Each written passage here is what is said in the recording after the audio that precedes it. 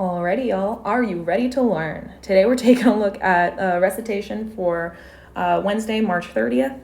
And for this one, we're going to be looking at spring potential energy and springs and all that kind of stuff. All right, so we're starting with our first problem. We have a rock climber with a given mass, and she's falling in free fall for 4 meters before she's caught by the rope, and we're given the spring constant of the rope. All right, so generally what's going to happen is here's our total fall, right? Because we're being asked how far is she falling in total. All right, so here's our total fall. She falls for our 4 meters, and then she falls some extra distance, and then at the very bottom, she's stopped by the rope. So our initial thing that happened is we're starting at our 0 kinetic energy.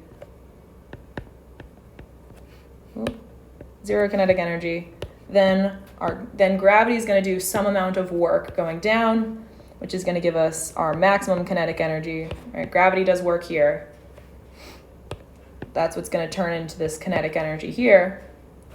And then all of that, once the rope starts to slow us down, that's going to be turning into our spring potential energy.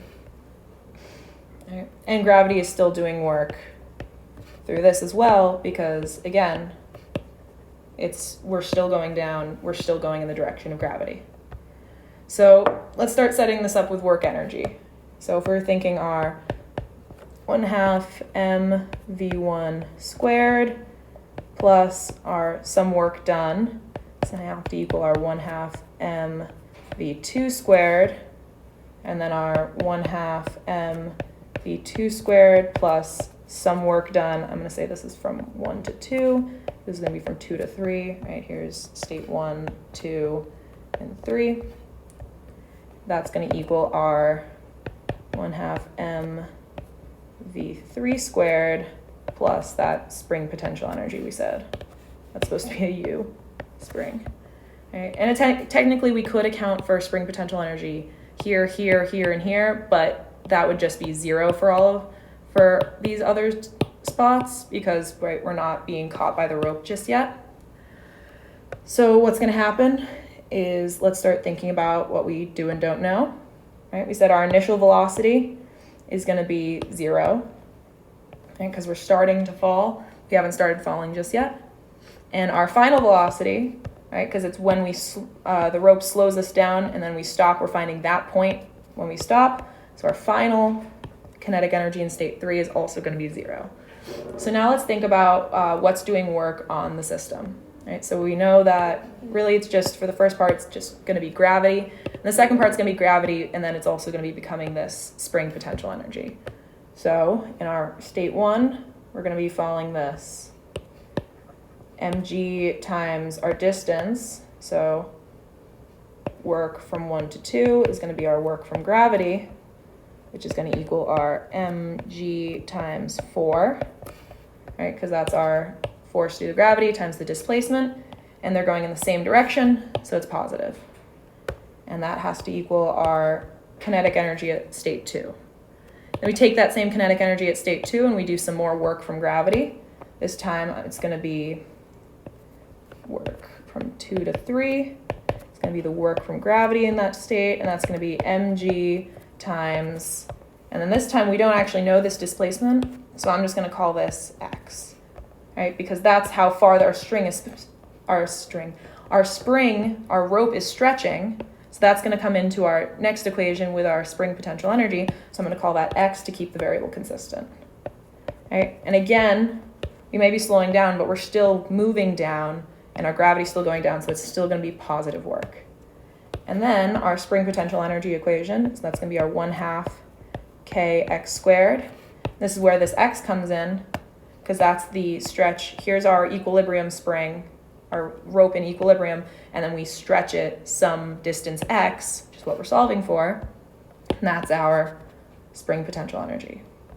So plugging all of this in, we have our work done from 1 to 2, mg, I'm going to call it 4 mg just to have the constant out front. That's going to equal our 1/2 mv2 squared and our 1/2 mv2 squared plus that work done by gravity the second time around.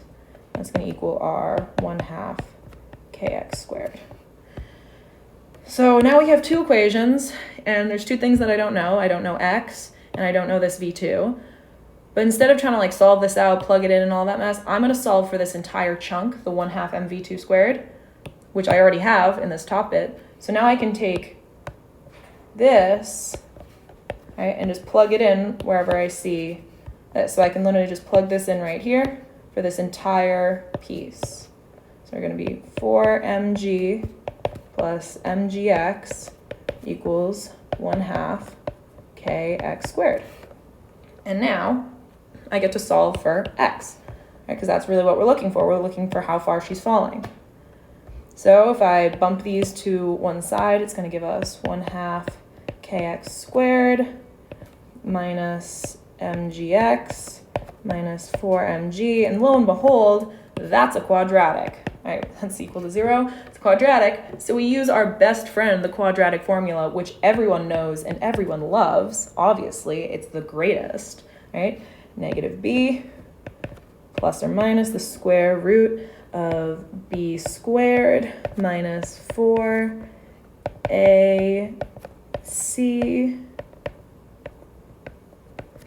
and that's all over 2a. So now we have a bit of a problem though, because quadratic formula gives us this plus or minus, which, I mean, I don't know if, like, I mean, I don't know what it means to be going in a falling negative. I guess that would mean she was going up or something. But really we have to think about this in terms of like a real life situation. So why are we getting two answers? The reason we're getting two answers is because, right, we're squaring our x. This x doesn't account for whether the spring is being stretched longer than its equilibrium. So here's a spring in equilibrium, this length.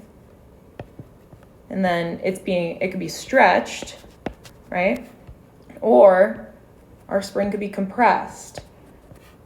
Our equation, since it's squared, whether it's a negative or a positive x, it doesn't account for compression or tension of this spring. It just says it could be either, so this is where it would have this kind of energy. But the thing we're thinking about a rope, and we can't compress a rope, not in a way that matters to the problem. Right? We can't compress a rope the same way we can compress a spring, and have that same potential energy. So we're just going to be looking at when it's positive, right? Because that's when we're stretching the rope. That's going to give us our positive value of x here. So plugging in all these numbers and thinking about only using that positive, that's going to give us an x of about 2.531232773 meters. And that's it. We're done. Wonderful. But wait, are we done? What is the question asking for? How far will she fall in total? Our question is not asking how far does she fall when the rope is stretching. It's asking how far she's falling in total. So we have to go back and think, add 4 to our now answer, because that's really, we have to think about what the question's asking for, not just what result pops out once we finish all the hard math part. So really our answer, how far is she falling in total? 6.531232773 meters, roughly, or 6.53 meters rounded for sig figs. Cool. Now we get to figure out the maximum force that the rope exerts on her as it arrests the fall. So our magnitude of our force from a spring is kx. Right? I'm saying magnitude, so I'm not paying attention to if it's negative kx or positive kx right now. I'm just looking for the maximum force that's exerted. So that's just the maximum magnitude of the force that's exerted. We're not thinking about positive or negative for right now. So multiplying our k, which is that 1400, times our distance that the rope is stretched. So this time we're not using the 6.53, we're using our 2.53. So it's going to be 1400 times 2.53. All right, and that's going to give us a force of roughly 3543.725882 newtons. exerted by the rope at that bottom, at this maximum stretch. All right, so now we have to figure out whether, as a rock climber, we want a large spring constant or a smaller spring constant. So I'm going to go back to our equations that we were using up here before we started plugging anything in, right? Well, I mean, we did start plugging some things in, but I'm going to fix that. So I'm going to go back to this equation up here because our force is dependent on two things. It's dependent on K and it's dependent on X. So we're going to keep K as a variable and figure out how that's changing, but we've managed to get an expression for our X up here.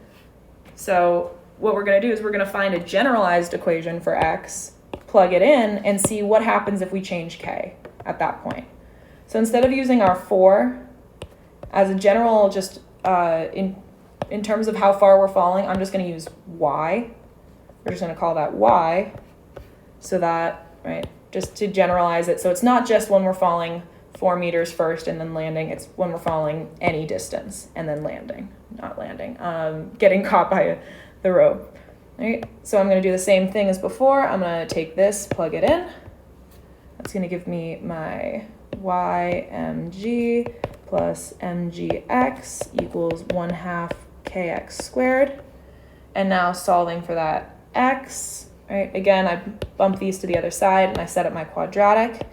X equals negative b mg plus or minus. Again, we're just taking the plus because we're thinking about our situation. B squared minus 4 times a times c, right, all over 2a. And now here's our x. We're going to plug this in when we say that our force from the rope is going to be kx. So if this down here, just 2 times 1/2 is going to cancel out, and we're just going to be left with k. So it's going to be k times mg plus square root m squared g squared minus, and simplifying in here, 1/2 times that. That's a negative and a negative, so that's going to become a positive 2 kmgy. Close that square root all over k. Right? And now since we have multiply by k, divide by k, that's going to cancel out. We get our force from our spring. Just generally equals mg plus the square root of m squared g squared plus 2k mgy. Right, so now we think about what happens if this k increases or decreases. What happens to our force from the spring? Well, mg is not going to be changing. And again, m and g aren't going to be changing. This might be changing, but we're looking in like any generalized situation. So as k increases, right, it'll be square rooted, but it's still being added to our final equation. So what's going to happen is as k increases, our force done by the rope is also going to increase. So if we were trying to minimize this, the way we do that, because we can't control how far we're falling, we're not controlling the mass, and we're not controlling the gravity, the only way that we can decrease this force done is by decreasing our k value. So we want a smaller spring constant for our rock climber's rope. Okay. Now we get to take a look at a slingshot and using it to fling a stone in a direction, right? So we have a stone, 200 grams. I'm just going to go ahead and convert that to 0.2 kilograms, right? And we're launched at an angle 45 degrees above the horizontal. It's not given right here, but it's supposed to be given. Your problem will have it, mine didn't. That it's being stretched at our x, our stretch of that spring is going to be 25 centimeters, which of course is 0.25 meters, right? So it's being stretched that far. It flies 40 meters before landing on the ground. We're trying to find the spring constant of the rubber band. So let's figure out, it says there's multiple stages, so let's figure out what kind of zones we're looking at. I think step 1 is our slingshot, because I'm so good at drawing. Here's our slingshot, and here's the rubber band fully extended, pulling that stone back. That's our stage 1. The slingshot fully pulled back, ready to launch. Step 2 is probably right when our slingshot launches. Right when the rock is flung by the slingshot. When it's no longer being pushed by the slingshot and it's now zooming off in the distance. Now, we're going to look at zone 3. I'm going to say that's going to be when it lands again. So looking at it, we say, there's our little trajectory. Here's going from zone 2, here's where it's shot, to zone 3, where it lands. So, how do we think about this? We want to find our spring constant. So let's start by setting up the way we've been finding a spring constant, or having an equation that has a spring constant involved with our spring potential energy. So let's start by setting that up. Right? Our energy in this state, 1/2 mv1 squared plus 1/2 kx squared. Right? This is our energy in this zone. Right? Obviously, when we're just stretching it back, we're still holding it, so we're going to have no kinetic energy. And we have to say that our energy in this part has to be equal to our energy here. So we're going to set that equal to our 1/2 mv2 squared plus our 1/2 kx2 squared. And this is our x1. But right now I said that this is when the rubber band is letting go of the ball. This is when it's at equilibrium. It's no longer pushing on the ball. So the rock. So that's when we can say that our spring potential energy in zone 2 is going to be 0. So really we're left with the equation that our 1/2 kx1 squared equals our 1/2 mv2 squared. Again, we're solving for this k. We were given this x. That's our initial stretch of the spring. We have the mass of the rock. We don't have this final velocity. So now we have to think about how we can get this velocity so then we can solve for our k. So we can look at our next state, how the stone lands on the ground. So our thing that we're thinking about is, can we use our work energy theorem for this?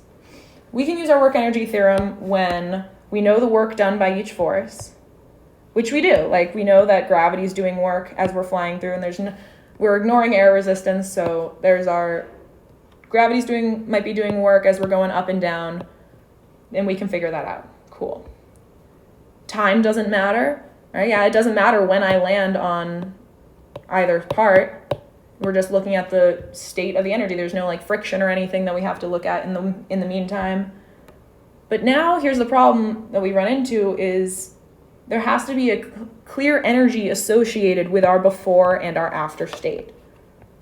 We're told that it lands 40 meters away from where we started. That means this distance is our 40 meters. Our energy at this state is the rock sitting on the ground, just landing on the ground and sitting there. That energy is no different than if it landed 20 meters away. Oh, I meant to be in this. 20 meters away, or if it landed 100 meters away. The energy state is the same, so there's no way that we can account for this given condition with just the work energy theorem. So this is where we get to go back to our best friend, kinematics, right? So we're going to have our motion in the x direction. So it's our x equals x naught plus v naught t plus 1/2 a t squared. All right, in our x direction, we get that we're going 40 meters. We're starting at 0. Our initial velocity, that's going to be what we're solving for, breaking it into components. We're launching at a 45-degree angle, so this is going to be 45, v2 times our cosine of 45 to get our x direction, that times time, and then our acceleration in the x is 0. And then we also get to say that our final y position is 0, and we're accelerating negative. So it's going to be negative 1/2 gt squared plus our initial y velocity, v2 sine 45 times that time. And again, if you're struggling with this, if you're struggling to follow me doing this, there's a ton of videos that I have on kinematics if you need to go review those. Or you can always come to the physics clinic if you need some help on this, just reviewing some kinematics. So now I'm going to solve these equations because, again, I'm trying to find this v2. I'm going to solve this for things that I know so I can plug it in over here. So I'm going to divide out both sides by t in this one. So we're going to get 0 equals negative 1/2 gt plus v2 sine 45. And this time I'm going to solve for t in terms of v2, so then I can plug in for t up here, then have just one expression in terms of v2, my one equation, one unknown. So solving for t, it's going to give me 2v2 sine 45 over g. All right. Now taking this, all right, I just bumped this to the other side and divided it out. And the 2 moved to the top because it's a fraction. Now I'm going to take this, plug in up here. So that's going to give us that 40 equals v2 cosine 45 times 2v2 sine 45 over g. All right, remembering our trig and so much fun unit circles, right? Cosine 45 is going to be 1 over root 2. And sine 45 is 1 over root 2 as well. All right, so multiplying those together is just going to give us 1 over 2, right, which is going to cancel out with this 2 and all this mess. So I'm going to multiply both sides by g, give us 40g equals, and then I'm going to combine these two, v2 squared. And now I have multiplied by 2, and then sine 45, cosine 45 equals 1/2. 2 over 2 equals 1. So that's just multiplied by 1 there. Okay. Now just to solve for v2, I'm going to take the square root of both sides. So now we get that our v2 is a square root of 40g. Wonderful fun. But this is not our final answer. We did some hard math and we got to a point, but this is to get us to our final answer in the end. So let's plug that in up here. And we're squaring it right out again, so if we plug this in, 1/2 k x squared equals 1/2 m square root 40g squared. All right, our squared is going to undo our square root. So we're just going to say, and I'm going to multiply in by this 1/2 as well. Oh, actually, no, I'm going to divide both sides by that 1/2. Now I just undo the square root. So kx squared equals, I'm going to reorganize 40 mg. And then now since I'm just solving for this spring constant, all right, I have I have x that's given in the problem, this 0.25 meters. And I'm going to solve for that. So it's going to be 40 mg over 0.25. Ooh, my pencil stopped working for a second there. Squared. All right, and that's going to give out an answer of approximately 1255.68 newtons per meter. All right, so that's our spring constant for the rubber band that gives us this final thing. Now we also could be thinking, well, if we're stretching it a certain distance and we're launching at a certain distance, doesn't that mean that our initial height is something having to do with this? We're stretching it back 45 degrees, then our initial height isn't just going to be 0. And yes, technically, but it's negligible. Like if we're looking at 0.25 compared to 0.25 meters compared to like our 40 meters, it's a really, really small amount. And since we're already technically making an approximation, we're ignoring air resistance, we're just making some assumptions, we can just ignore this for right now. We could ignore like the effect of this on all like the other parts of this, because if I'm stretching this at a 45 degree angle and I'm saying it starts at some height, that's not even going to be our 0.25 meters. It's going to be 0.25 times the sine of whatever angle it is. So it's going to be even smaller than this when we work all that out, and we can just ignore it because it's not going to change our answer too much. Now we're going to take a look at this last question. We have a biker with a given mass, right? And we know how much power that they can do in order to get themselves up this hill. Right? So drawing a picture of my hill, right? We have, here's our 6 degrees, not actually 6 degrees, but it's hard to draw an accurate looking angle. And there's our displacement vector, right? So we learned that we have our power is force dotted with our velocity, right? Because if our work is force dotted with our displacement vector, this is our rate of doing work, and this is our rate of doing displacement. So for force isn't changing per time. If I take the derivative of this with respect to time, right, we keep the constant and we just take the derivative of the inside. Right, so this is our rate of doing work and this is our rate of doing displacement, and that's where this equation kind of comes from. So we can think about the force that we need that's being applied, the velocity we're doing, and the power needed to do it. So what we can set up, right, we have to think about if our initial and final kinetic energy, right, we're kind of thinking about we're doing a constant velocity. So we're thinking that our kinetic energy isn't changing, or we're just ignoring how our kinetic energy might be changing, whatever. Because we just want to say, as we're going up the hill at a constant velocity, how much work, how fast can we do that, right? So we're going to say the work done by our legs minus our work done by gravity. I'm going to put that in parentheses for right now, just because we'll come back to that, right, equals 0. Because if I had my initial kinetic energy here and our final kinetic energy here, both are going to be 0, or even if they're not 0, they're going to be the same, so we can cancel them out. All right. So if I'm looking at this, the reason I put this in parentheses is because I just specified that D was up this way. So I need to get the displacement in the direction, because I have to dot product that, again, because this is just work right now, I have to dot product that with my displacement in the, I have to dot product with the displacement, meaning I have to get the displacement in the y direction. All right, so breaking this into my components, all right, it's going to be this way and this way, right? Here's my D in the y direction, D in the x direction. We can do some trig for that, but we're gonna just hold off right now, and I'm just gonna call it dy, okay?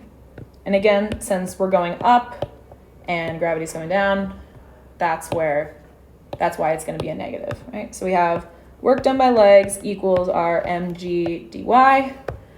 Right, but we don't have our displacement. We don't know how high we're going up, and we don't have our work done by the legs. We have the power that can be supplied by our legs.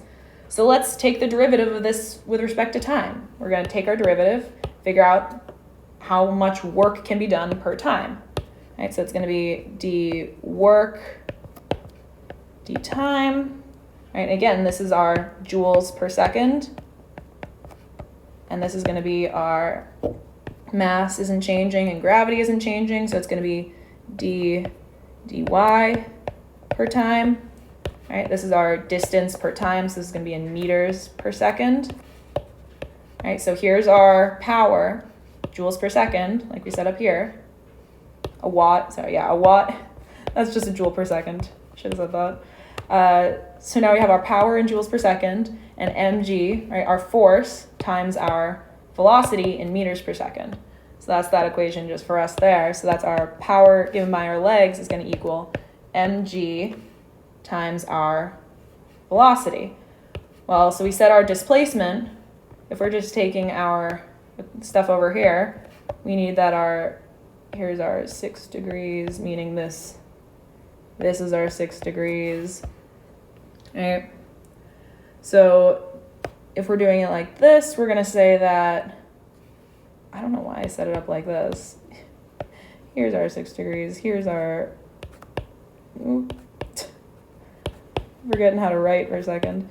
So we're going to say that our dy, which is again the part that we're looking for, is going to be d, which is not in the center of the triangle, times sine of 6, or sine of whatever theta is. It's given to be 6 this time. Right, because we have opposite over hypotenuse.